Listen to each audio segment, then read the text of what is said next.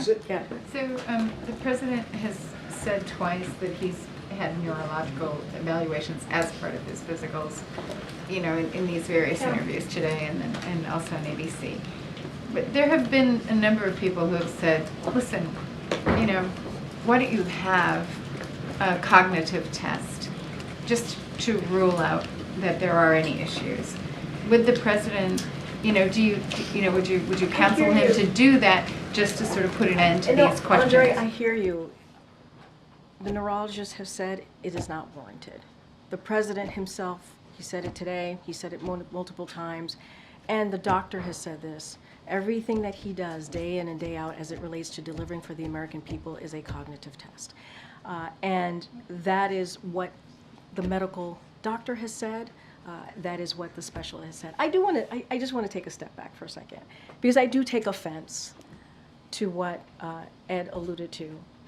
You know, come out here, every day there's a press briefing, and we do our best to give you the information that we have at the time. That's what we do. And we understand that freedom of the press, we respect the freedom of the press. You heard me talk about this last week. I appreciate the back and forth that we all have. I try to respect you, and I hope you try to respect me.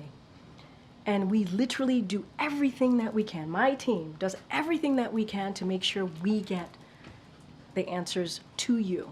That's what we do. And sometimes we disagree. Sometimes we are not in agreement. But you know what? That's democracy. That is what is important, to have that healthy back and forth.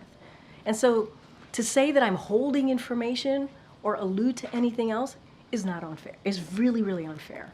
I think people who are watching and have been watching this briefing for this past week could say that we are doing our best in this briefing to provide the information that we have. And I will admit, I will be the first one to admit, sometimes I get it wrong. At least I admit that. At least I admit that. And sometimes I don't have the information.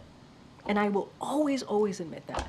But I do take offense to what was just happening at the beginning of this briefing. It's not okay. Go ahead.